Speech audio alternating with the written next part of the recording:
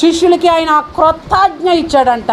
నీకు పాత ఆజ్ఞ లేదు, క్రొత్త ఆజ్ఞ లేదు, ఏ ఆజ్ఞ కూడా లేదు. అసలు ఆజ్ఞనే ఉండకూడదు అంటావు నువ్వు. షరతు పెట్టకండి. షరతు పెడితే ఎలా? నిన్నటి దినాన్ని ఒక అమ్మ ఫోన్ చేసింది. అమ్మ చెప్పు అన్నాను. చేతిలో కలవరి, హైదరాబాద్లో కలవరి టెంపుల్ ఉంది కదా, ఆయన పుస్తకం ఉందంట. ఆయన పుస్తకం అంతా చదివి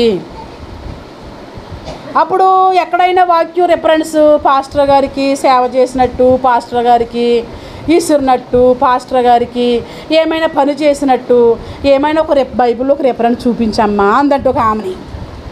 ఈమెకి సడన్గా ఈమె ఉద్దేశం ఏంటి ఆమెకి ఎట్లా తెలుస్తుంది?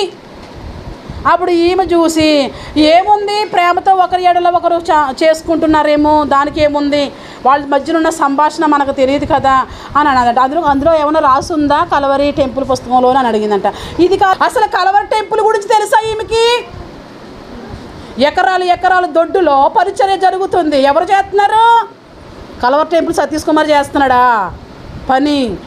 ఎంతమంది వాలంటీర్స్ ఉంటారు అక్కడ? వందలాది ప్రజలు వాలంటీర్స్ ఉన్నారు అక్కడ. బుక్కులు ఇచ్చేవాళ్ళు, చైర్స్ వేసేవాళ్ళు, క్లీన్ చేసేవాళ్ళు, కట్టును మార్చేవాళ్ళు, నిమిషానికి ఒక ఆరాధన జరుగుతుంటే టప్ టప్ టప్ అని పని చేసేవాళ్ళు. తెలుసా కలవరి సతీష్ గురించి అని అన్నాను నేను. బుక్లో ఏముంది అది చెప్పమని, బైబిల్లో తర్వాత చెప్దాం, ఆమె డౌట్ ఏంటో స్పష్టంగా చెప్పమనని. ఈ తుర్రుమని వస్తాడు ఏసీ కారులో, ఏ ప్లేస్లోంచి వస్తున్నాడో కొద్ది తెలియదు. ఆమె అన్నప్పుడు స్టేజ్ మీద ఉంటాడు. మళ్ళీ స్టేజ్ మీద ఎవడో ఉండడానికి వీరు లేదు. ఈ వేట్ల గురించి అడుగుతుంది. నీకు కనిపించకుండా ఉన్న సేవే బోళ్ళు చేస్తున్నారు అక్కడ విశ్వాసులు. మరి కనిపించే సేవ, కనబడని సేవ. ఈయన స్టేజ్ ఇంత లెక్క ఉంటే విశ్వాసులు ఎంత దూరం నుంచి ఉంటారు? జస్ట్ ఎదురు కూడా ఉండట్లేదు. ఈ వ్యక్తి దగ్గరికి బోల్డ్ మంది వస్తున్నారు, ముచ్చటించలేని వ్యక్తి దగ్గరికి. ఎవరు వస్తున్నారో తెలీదు, ఎవరు పోతున్నారో తెలీదు, ఎవరు వస్తున్నారో ఎవరు లేట్లేదో తెలీదు. ఒక చైర్ కూడా ఖాళీగా ఉంచరు. చైర్లో యోగ్యులైన వారిని కూర్చొనిస్తారు, యోగ్యులు కాని వాళ్ళని తీసేస్తారు అందులో నుంచి, పనిలో నుంచి. చైర్ అడిగితే అమ్మ మీ వాళ్ళలోనే కూర్చోబెట్టుకోండి, ఒక్క చైర్ ఇవ్వండి అంటే లేదు ఒప్పుకోరు. ఉన్నాడా పక్కనే? లేడు. ఆయన లేకుండానే పనంత బాధ్యతగా చేస్తుంటే మరి ఆయన పక్కన ఉన్నప్పుడు ఇంకెంత పని చేస్తారు? ఆయన పని ఇంకెంత ఎలా చేస్తారు? ముందు ఆయన గురించి తెలుసుకోమను. బైబిల్లో రిఫరెన్స్ నేను తర్వాత చెప్తాను నీకు అంటే కొంచెం ఏమనుకోద్దు. కానీ పాస్టర్ గారు ఇట్లాంటి సమస్యలు వచ్చినప్పుడు మీరు ఫోన్ లేపి కొంచెం మాకు సహాయం చేయాలి, ఫోన్ చేసి మేము అడుగుతున్న వాటిని కొంచెం చెప్పాలి అని అన్నా. ఓకే తప్పకుండా, నేను ఏమనుకోకుండా నీ డౌట్ల కోసం అయితే నేను మాట్లాడతానని. చాలామంది శోధకులు ఎక్కడున్నారు? సంఘాల్లో ఉన్నారు. అపోస్తలుడైన పౌలు తన సువార్త కోసం వెళ్ళిపోతున్నప్పుడు దశలోని పత్రికలో కనిపిస్తుంది కదా, ఏం పంపించారంట? ఫిలిప్పీ 4:18 నాకు సమస్తమును సమృద్ధిగా కలిగి ఉన్నది. మీరు పంపిన వస్తువులు, నాకు చేతులున్నాయి, కాళ్ళున్నాయి, నా పని నేను చేసుకోగలను, పొట్ట కోసం కూడా నేను కష్టపడగలను, అయినా మీరు పంపించారు.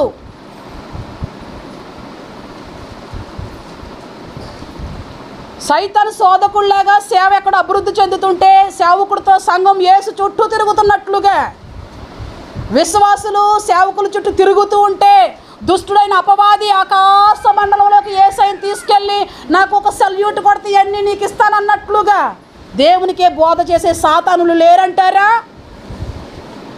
లేరంటారా? ఎవరికి బోధ చేసింది? దేవుడు కాదు బోధ చేసింది. సాతాను ఎవరికి బోధ చేసింది? దేవునికే, సాక్షాత్తు దేవునికే బోధ చేస్తుంది.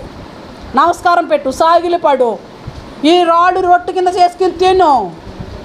ఆయన దగ్గరే బోల్డ్ నిధి ఉంది, ఆయనే జీవాహారము. ఆయన దగ్గరికి వచ్చిన వాళ్ళకి ఆకలి లేదు, ఆయన దగ్గరికి వచ్చే వాళ్ళకి దప్పిక కూడా లేదు.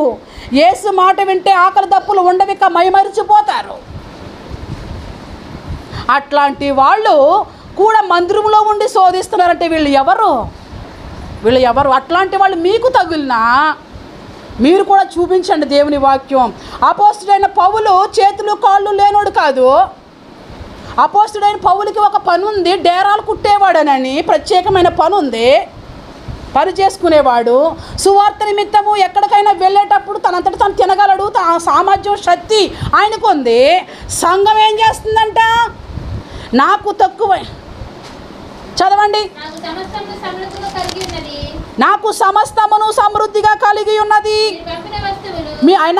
నాకు సమృద్ధిగా ఉన్నా పంపించావు. సంఘమా,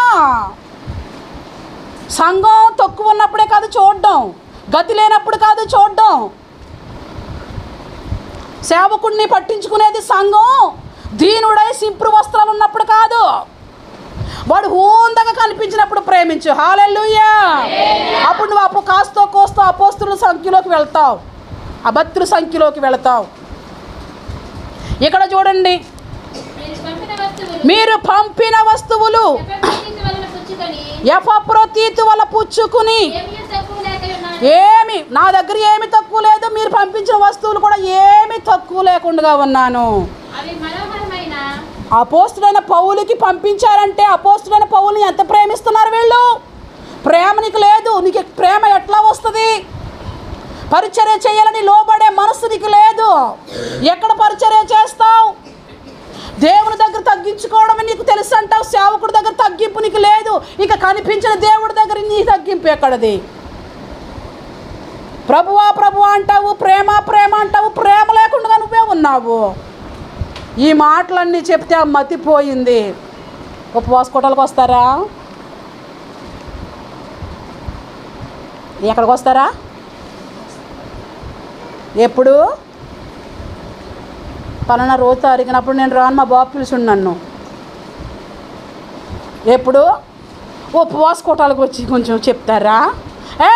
నాకు ఏది ప్రేరేపణ వస్తే దేవుడు ఏది చెప్తే చెప్తాను, కానీ ఇది చెప్పు అంటే నేను చెప్పను అన్నాను. అయినా రోజు నాకు ఖాళీ లేదు. మరి ఎక్కడికి వెళ్ళిపోతారు? నేను వేరే చోటకు ఉపవాస కోటాలకు వెళ్ళిపోతున్నాను. అప్పుడే వేరే చోట ఉపవాస కోటాలకు పిలుపుడు వచ్చింది. దేవునికి స్తోత్రం. పోయిన సంవత్సరం వచ్చిన తర్వాత సంఘము దీవించబడింది. ఈ సంవత్సరం కూడా వచ్చి దేవుని ఎదుట నిలవబడి, వాక్యం ఎవరి ఎదుట నిలబడి చెప్పాలి? పరాయి స్త్రీలతోనూ పరాయి పురుషులతో మాట్లాడేటప్పుడు కూడా దేవుని ఎదుట నిలవబడే మాట్లాడు. అక్కడ నీ సన్నిధి ఉంది. ఓకే, ఆ తారీఖున వస్తే ఆ తారీఖు నాకు ఖాళీ లేదమ్మా, ఈ మాటలన్నీ మీ చర్చలో చెప్పడం. నువ్వు ఉన్నావుగా, నువ్వేం చేస్తావు? తిని కూర్చుంటావో చెప్పుకో. బైబిల్ అంతా నవలేసి మింగేసి చెప్పుకో సంఘానికి. నువ్వేం చేస్తావు? ఎవరి చేత ఎన్నాళ్ళు చెప్పిస్తావు? వాళ్ళ చేత వీళ్ళ చేత పిలిపించి నువ్వే చెప్పుకో. అంటే ఇన్ని మాటలు అప్పటికప్పుడు అలా చెప్పాలంటే మేము చెప్పలేం కదండి. మీరు పోత చెప్తే బయట వాళ్ళు కదా. సంఘానికి ఇంట్లో వాడు నచ్చట్లేదు. ఇప్పుడు ఎవరు కావాలంట? బయట వాళ్ళు చెప్తే నచ్చలేదు. బయట వాళ్ళకి ఏంటండి, బుడబొక్కలలో పొగడు వెళ్ళిపోతారు వాళ్ళు. మీరు ఎంత మంచోళ్ళో, మీరు చాలా సేవకుడిని ప్రేమిస్తున్నారు అనుకుంటున్నాము, హల్లెలూయా అంటారు. అప్పుడు వీళ్ళందరూ అయ్య బాబా మనల్ని బలి పొగిడేస్తున్నాడని హల్లెలూయా అంటారు. వీళ్ళు బయట నుంచి వచ్చి తిట్టిపోతాడా? తిట్టిపోతే మళ్ళీ రేపు వారం పిలవనిస్తావా? నువ్వు చెప్తావు ఉపవాస కోటాలకండి పలానా ఊర్లో ఉన్నారు, అక్కడ ఉన్నారు, ఆయన పిల్లండి పాస్టర్ గారు, ఆయన అయితే బాగా చెప్తాడు. ఎందుకని? టొట్టో పొగుడతాడు జంగపోళ్ళలాగా. నన్ను ఎక్కడ లోపాలు చూపించడు, అద్దం ముందుకు తీసుకురాడు. అప్పుడు చక్కగానే పాస్టర్ గారు కానుక నేను ఇస్తానండి, వీళ్ళు ఇచ్చేస్తారంటే ఆయన డైరెక్ట్గా కానుక పాస్టర్ గారు చేతికి ఇప్పించవచ్చు కదా. చాలా చోట్ల ఉపవాస కోటాల్లో సేవకులకు కానుకలు కూడా ఇస్తారు, తెలుసా అండి? సేవకుడి మీదే భారం పెట్టడం ఎందుకని? ఫలానా ఆయన రోజు నేను ఇస్తానండి, ఈ కానుక తీసుకెళ్ళి ఫలానా ఆయనకి ఇవ్వండి. కానుకలు కూడా ఇస్తారు. అందుకని అవి చూసి మేము అనుభవించి మాకు ఇచ్చినవి చెప్తున్నాను. నేను ఇవ్వలేని అయితే నేను చెప్పట్లేదు, ఇదే ఎక్కువ. వీళ్ళు బయట వాళ్ళని ఎందుకు పిలవాలంటున్నారు? బయట వాళ్ళు ఎందుకు వచ్చి చెప్పరు? బయట వాడు సత్యం చెప్పడు. ఇవన్నీ చెప్పిన తరువాత ఆమె చాలా ఆనందించబడింది. అప్పుడు లాస్ట్కి ఒకటే చెప్పింది, ఈమె సైతాన్లా ఉంది. అయితే ఎలా ఉందంట? అసలు ముందు సతీష్ గారి గురించి తెలుసుకోండి, ఆయన సంఘంలో సేవ ఎలా చేస్తున్నారో తెలుసుకోండి. మరి ఆ చూడని సేవ ఆయన ఉండడు అక్కడ, అన్నీ సిద్ధం చేసేయాలి శుభ్రం A to Z. అక్కడ అలా ఉందేంటి, ఇక్కడ ఎలా ఉందనుకుంటే ఆయన పనిలోంచి కట్ చేసేస్తాడు. మళ్ళీ పుస్తకాల పంపిణీ, ఎవరు ఏ కంపెనీ దగ్గర వాళ్ళే ఉండాలి, అసలు మళ్ళీ ఏ ప్లేసుల్లో వాళ్ళే ఉండాలి, అన్ని పనుల్లోనూ ఉండనివ్వడం. ఎక్కడ స్టేజ్ మీద ఎవరు చేయాలో, బయట ఎవరు చేయాలో, బెంచీలు ఎవరు చేయాలో, ఏ పని అది చేయాలో, వెంటనే ఎలా మార్చాలో అన్నీ వాళ్ళు చేస్తారు. ఈయన ఒక్కడే సింహాసనం మీద ఉంటాడు. మళ్ళీ ఆమెను అన్నప్పటికీ ఈయన ఎవరికి కనిపించడు. మళ్ళీ తిరిగి వెళ్ళిపోతాడు. అక్కడ పని అంతా ఎవరు చేస్తున్నారు? పని చెయ్యాలా, సేవ చెయ్యాలా? విశ్వాసులు సేవ చేయాలని మరి ఎవరు సేవ చేస్తారు? బోధ చేసింది సేవకుడు, సేవ చేయవలసింది, పరిచర్య చేయవలసింది విశ్వాసులు. బైబిల్ చదవండి. ఎట్లాంటి వాళ్ళు మీకు కనిపించేటప్పుడు వాళ్ళకి బుద్ధి చెప్పండి. సైతాను గాడు నిన్ను ప్రేమించి పరిచర్యలు నిన్ను ఉండకుండా చేస్తున్నాడు. సైతాను గాడు నిన్ను ప్రేరేపించి దేవునికి నిన్ను దూరం చేస్తున్నాడు. వాక్యము ఎలా చెప్పుతుంది అని మచ్చుతునకగా ఈయన్నే తీసుకోండి. ఏ ఊరు వెళ్తుంటే ఆ ఊరు పంపించేవారంట. మా సేవకుడు ఎలాగున్నాడో, మా సేవకుడు సేవ నిమిత్తం వెళ్ళాడు, తింటున్నాడో తాగుతున్నాడో, ఆ ఇంటోళ్ళు పట్టించుకున్నారో లేదో, ఆ ఇంటోళ్ళు కూడా మనకెందుకు, మనమేమన్నా తెచ్చుకుంటాడులే అక్కడి నుంచి. పిలిచిన వాళ్ళు పెట్టకుండా ఉంటారా? అన్ని జేబులు నిండే వస్తాడులే మా సేవకుడు అనుకుంటాం మనం. ఈ పౌలు గారు విశ్వాసులకి పౌలు గారికి మధ్య సంబంధం అలా లేదు. ఆయన పొరుగు దేశం వెళ్ళాడు సేవ నిమిత్తము. అమ్మో ఆయన ఎలాగున్నాడో ఏంటి, పంపిందాం. ఎవరి ద్వారా పంపిందాం? ఒక నమ్మకమైన వాడిని పెట్టుకుందాం. ఎఫ్రాయిము ద్వారా పంపించారంట. హల్లెలూయా. ఎఫ్రా చేత పంపించారట. అవి నాకు చేరాయి, బిడ్లారా నాకు అందాయి. ఫోన్లు లేవు అప్పుడు.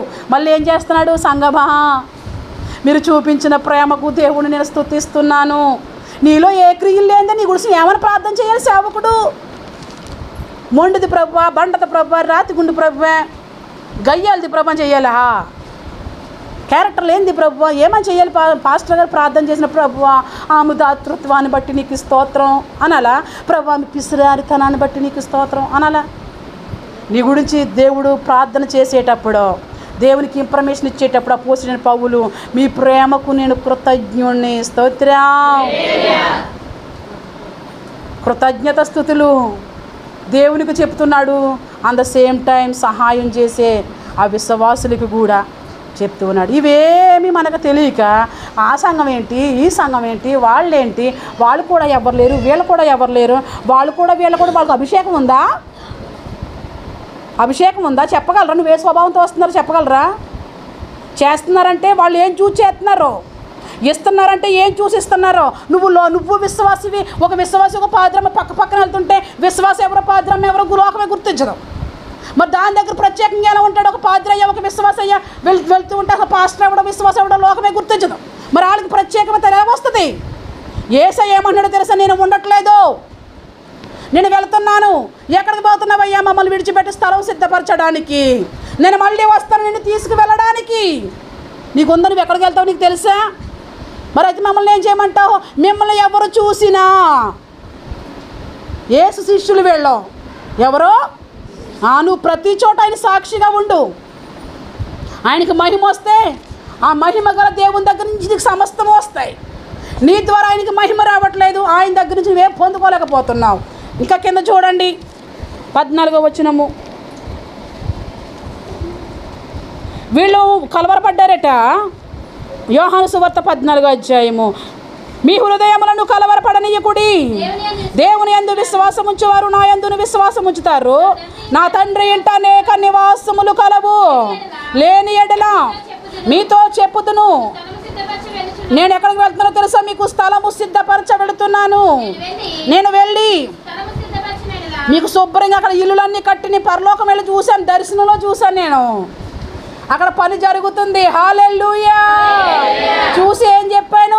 ఇల్లులు ఎలాగున్నాయని చెప్పాను. కొంతమంది ఇల్లులు, అమ్మో, అందులో ఎఫ్రాయిమును కూడా చూశాను. బైబిల్లో రాసి పెట్టిన ఎఫ్రాయిమును చూసి వచ్చాను నేను. దేవునికి స్తోత్రం. విశ్వాసం పొంగుకు రావాలి దేవుని మీద. పరలోకం వెళ్ళి వస్తే ఇల్లులు ఉన్నాయని చెప్పాను నేను. ఎలా ఉన్నాయంట? చాలా సంకుచితంగా ఉన్నదంట ఇల్లులు. ఈ కారణం ఏంటంటే ఇక్కడ సిద్ధపాటు లేదు కదా, అక్కడ పెద్దిల్లు కట్టుకోవడానికి. ఇక్కడికి పెద్దిల్లు కావాలా. ఆ పెద్దులలో ఉయ్యాలు వేసుకుని కట్టుకుని బొయ్యి నూగుతూ ఉండాలి. అప్పుడు అమ్మో రిచ్చు, భూమి మీద మీ నివాసాలు శిథిలమైపోతాయి. ఒక ఆయన వచ్చి అన్నాడు, అందరు పరిచర్యలు అందరికీ స్లాపులు ఉన్నాయి.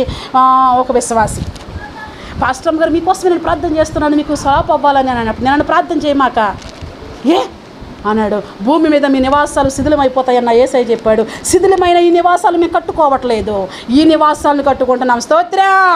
బొంగపూ దేశం వచ్చేసి మోకాళ్ళు వేసాడు ఇక్కడ. స్తోత్రం స్తోత్రం స్తోత్రం అంటున్నాడు. ఈ నివాసం కూలిపోద్ది. ఏ మందిరం బాగుందని కూర్చుంటావు? కూలిపోయే మందిరంలోకి వెళ్ళి ఈ కట్టుకో, ఈ మందిరాన్ని కట్టుకో. నీ మందిరమై మేముండగా మా యందు నడిపించు స్వామి. నువ్వు కోరుకునే దేహము, నువ్వు కోరుకునే దేవాలయంగా నేనుండాలి. ఈ మందిరంలో కూర్చుంటే ప్రయోజనం ఏంటి? వారానికి ఒకసారి వచ్చి కూర్చుంటావు. నీవే ఒక మందిరంగా మలచబడి నీలో ఆయన ఉంటే ఎలా ఉంటుంది? అప్పుడు ఇంకా చూసుకోండి. ఇంకా నువ్వు ఆయన ఇంకా తాండం ఆడవు. ఇంకా ఆయన కోసం చెప్పకుండా ఉంటావా? ఆయన కోసం పాడకుండా ఉంటావా? ఆయన మండుతూ ఉంటాడు, అగ్ని జ్వాల. ఆయన మండుతూ ఒక పక్కన ఉంటే నువ్వు ఒక పక్క మండుతూ ఉంటే కార్యాలు జరగకుండా ఉంటాయా? వీళ్ళు మండరట, ఎదుటి వాళ్ళని మండించరట. వీళ్ళకంటే పరిచారకులు ఎవరు లేరట. మరి ఏం ఎక్కడికి తీసుకొద్దాం? మీరు వెళ్ళండి, కొంచెం నాకు చేయడం మానేసి అక్కడికి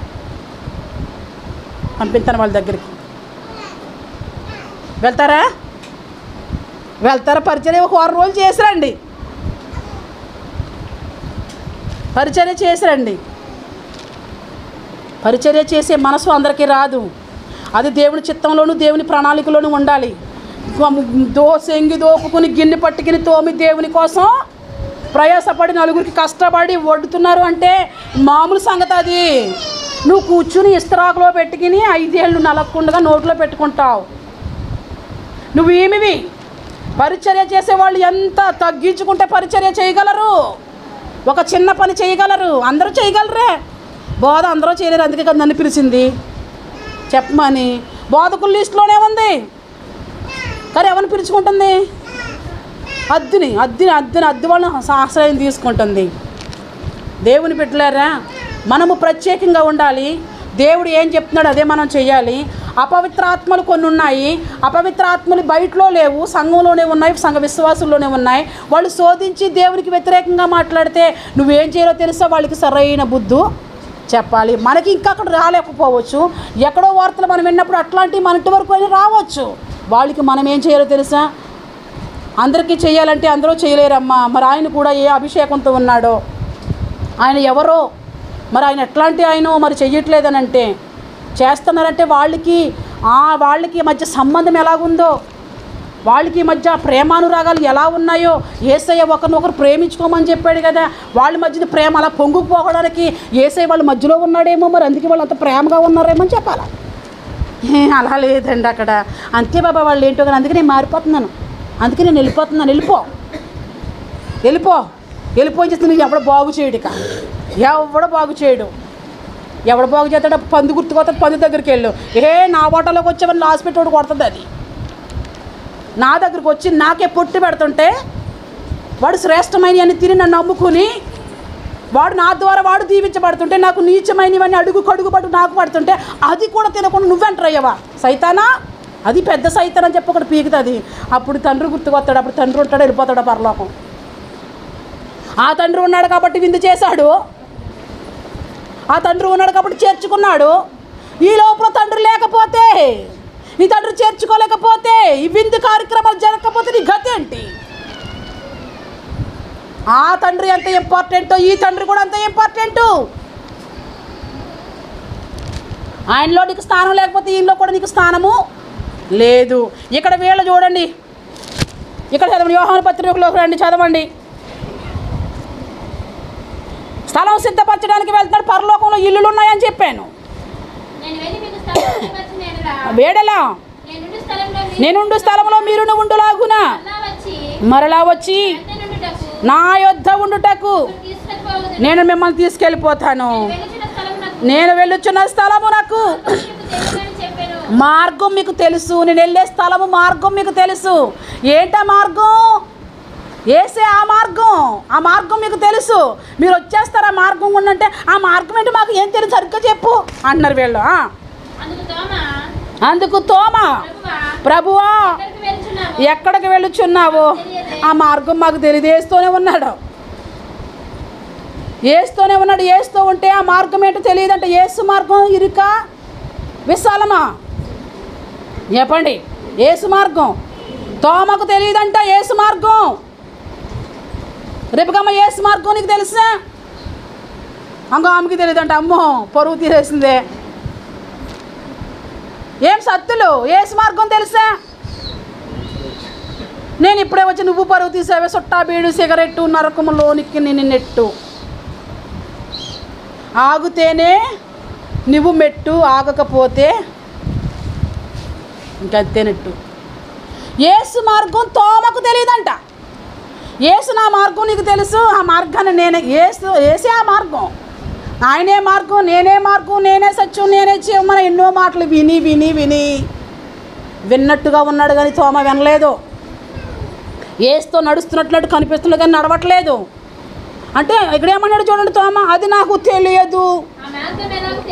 ఆ మార్గం ఎలా తెలుస్తుందనని ఆయన అడుగగా, యేసు నేనే మార్గమును సత్యమును జీవమును, నా ద్వారానే తప్ప ఎవడు తండ్రి యొద్దకు.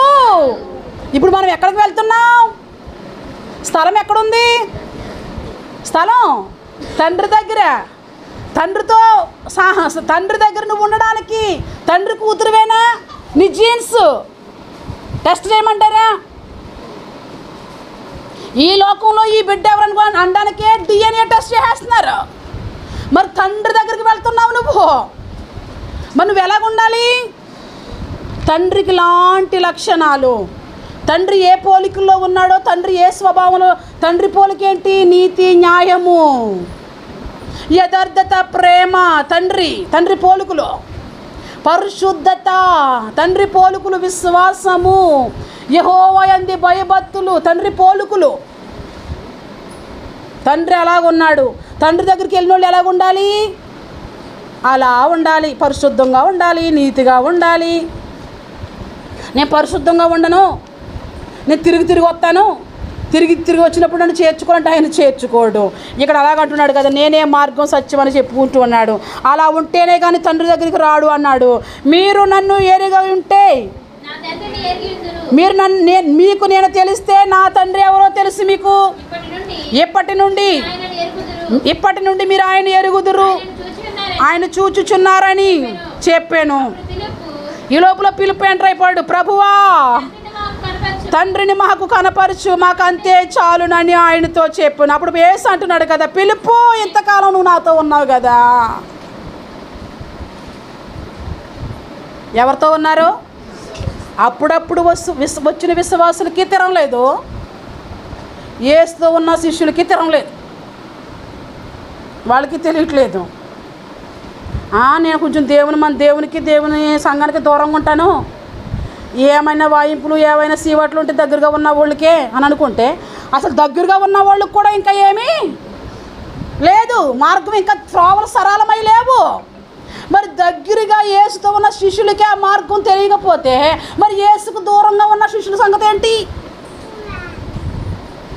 నేను భక్తి చేసేస్తున్నాను, వాక్యం ఇలా చెప్తుంది, వాక్యం అలా చెప్తుంది, ఎక్కడో ఒక మొక్క తెచ్చుకుని యేసుకు దగ్గరగా ఉన్న వాళ్ళకే ద్వారం ఇంకా తెరవలేదు, మార్గం ఇంకా తెలియటం లేదు, ఇంకా ఎలా వెళ్ళాలో ఆయన దగ్గరికి తెలియట్లేదు వీళ్ళకి, దగ్గరగా ఉన్న వాళ్ళకి. ఇక్కడేమో తోమాకు తెలియలేదు, ఇక్కడ పిలుపు కూడా తెలియట్లేదు. అక్కడ పిలుపు ఏమన్నాడు?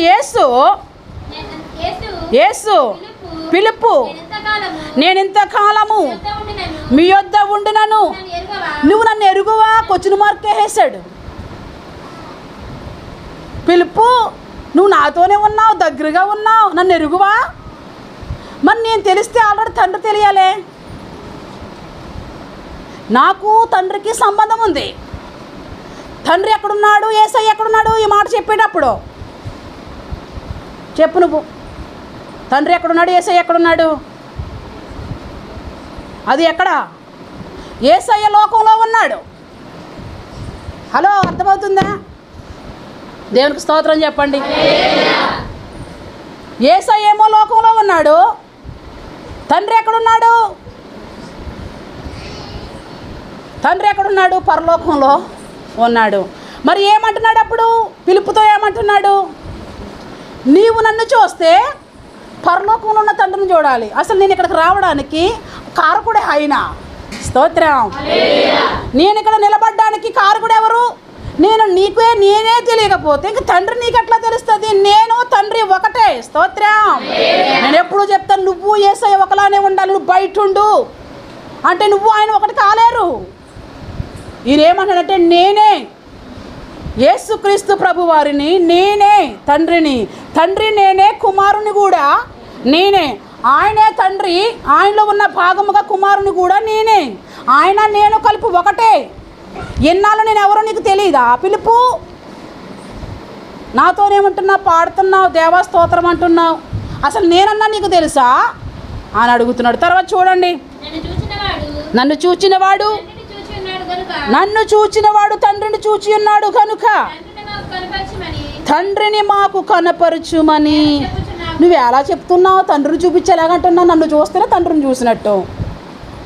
అందుకే అప్పుడప్పుడు చెప్తా నేను, యేసు కనిపించడు. ఎవరు కనిపిస్తారు? ఎవరు కనిపిస్తారమ్మా? సేవకుడు కనిపిస్తాడు. యేసుని చూపించు అంటే యేసుని చూపించు. ఇప్పటివరకు ఎవరిని చూపించాను? ఎవరి గురించి చెప్పాను? నా గురించే. ఎవరి కోసం చెప్పానండి? ఇప్పటివరకు ఎవరి గురించి నేర్చుకున్నాం? యేసు కోసం చెప్పుకున్నాం కదా. మరి యేసుని ఇంకా చూపించినా? అసలు నన్ను చూస్తున్నాను అర్థమైపోతుంది యేసు నీకు. యేసు ఎంత రోషం కలిగినాడో, ఎంత పౌరుషం కలిగినాడో, ఎంత నీతి న్యాయాలకి కర్తగా ఉన్నాడో వాక్యం వింటుంటేనే అర్థమైపోతుంది కదా యేసు గురించి. ఇక్కడ పిలుపుని అడుగుతున్నాడు, అసలు నన్ను చూస్తేనే తండ్రి నీకు అర్థం కావాలి, నన్ను చూస్తుంటే నీకు తండ్రి అర్థం కావట్లేదు, నీకేం తెలియట్లేదు అసలు నీకు అని.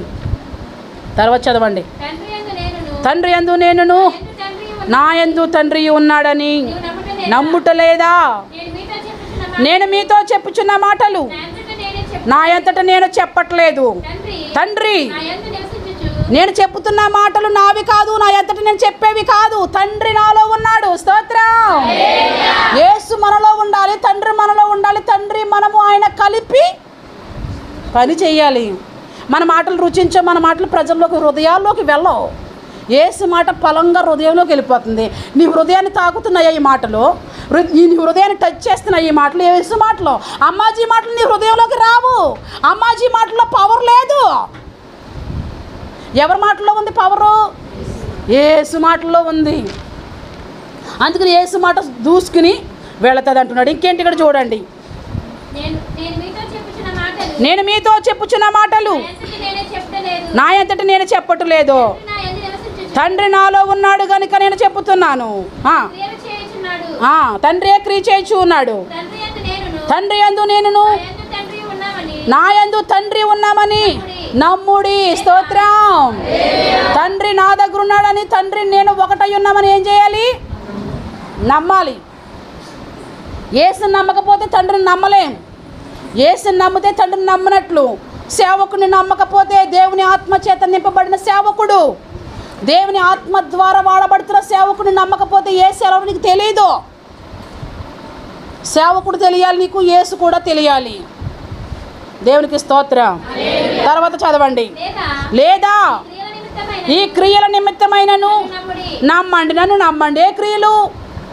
ఇప్పటి వరకు ప్రజలందరితో నేను మాట్లాడుతూ, ప్రజలందరినీ హెచ్చరిస్తూ, ప్రజలందరికీ చేస్తున్న కార్యాలు, ప్రజలందరికీ చేస్తున్న అద్భుతాలు ఆ పరంగా అయినా నమ్మండి అంటున్నాడు. నేను తండ్రి యొద్దకు వెలుచున్నాను గనుక నేను చేయు క్రియలు నా యందు విశ్వాసం ఉంచువాడు చేయును. నేను తండ్రి దగ్గరికి వెళ్తున్నాను గనుక ఎవడైతే నా యందు విశ్వాసం ఉంచుతాడో వాడే చేస్తాడంట. ఏంటి? క్రియలు, అద్భుతాలు, స్వస్థతలు, దేవుని యొక్క కార్యాలు ఎవరు చేస్తారంట? యేసు యందు విశ్వాసం ఉంచేవాడే చేస్తాడంట. యేసులా చేస్తాడా? యేసు కంటే ఎక్కువ చేస్తాడా? ఎలా చేస్తారు? యేసు కంటే ఎక్కువ. స్తోత్రం. ఆ మాట చెప్పి నేను ముగిస్తాను. చూడండి, కిందకి చదవండి. ఇంకాను, నా యందు విశ్వాసం ఉంచేవాడును చేయును, వాటి కంటే మరి గొప్పవియు అతడు చేయునని. స్తోత్రం. కార్యాలు చేస్తున్నాడు, ప్రేమ కూడా పొందుతాడు. మరి ఎక్కువ ప్రేమ.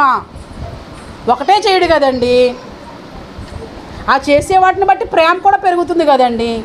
దేవుడు అంటున్నాడు కదా, యేసుక్రీస్తు ప్రభు అన్నాడు కదా, నా యందు ఎవడైతే విశ్వాసం ఉంచుతాడో నేను చేసే పనుల కంటే డబల్ పనులు చేస్తాడు.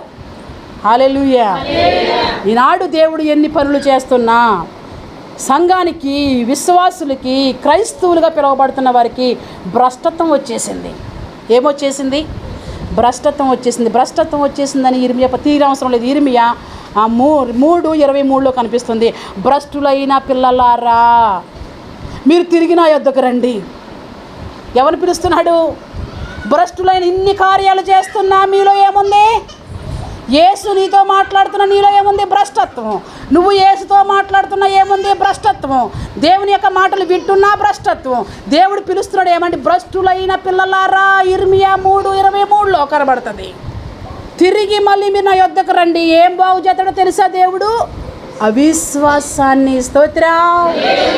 ఏముందంట వీళ్ళకి? భ్రష్టత్వం రావడానికి ఈ పిల్లలకి ఏముంది? విశ్వాసం లేదంట వీళ్ళకి, అవిశ్వాసం ఉందట. అందుకు నువ్వు తిరిగి నా దగ్గరికి వస్తే నేను తిరిగి మళ్ళీ అవిశ్వాసాన్ని బాగు చేస్తాను. అవిశ్వాసాన్ని బాగు చేస్తే అవిశ్వాసం ఏమవుతుంది? అవిశ్వాసాన్ని బాగు చేస్తే బాగా అయిన తర్వాత అవిశ్వాసం ఎలా ఉంటుంది? విశ్వాసంలోకి వెళుతుంది. రోగాన్ని బాగు చేస్తే ఆ వ్యక్తికి ఏమొస్తుంది? ఆరోగ్యము వస్తుంది.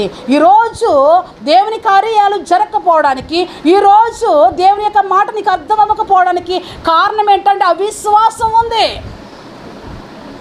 ఏముంది? అవిశ్వాసం ఉంది. ఇది చెయ్యాలా, అది చెయ్యాలా, అలా సమయానికి రావాలా, దేవునికి ఇవ్వాలా, దేవుని మందిరంలో సమయానికి ఉండాలా, ఉండకపోతే ఏంటంటే వీళ్ళందరూ ఏముంది? వీళ్ళలో ఏముంది? అవిశ్వాసం ఉంది. అవిశ్వాసులకు దేవుడు ఏ పేరు పెట్టాడు? ఓ భ్రష్టులైన పిల్లలారా. నేను మొన్న చెప్పాను, భక్తిహీనుడికి భక్తి లేని వాళ్ళు పేరు పెట్టకూడదు.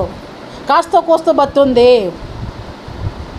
ఇంకేమని చెప్పాను? అవిశ్వాసికి విశ్వాసాన్ని కూడా పేరు పెట్టకూడదు. వీళ్ళు ఏమంటున్నాడంటే భ్రష్టులైన పిల్లలారా, ఓ అవిశ్వాసులైన పిల్లలారా. మరి ఏ పేరు పెట్టాలంటే దేవుడు లేడని ఎవరు అనుకుంటున్నారట? కొందరు బుద్ధిహీనులు ఉన్నారు.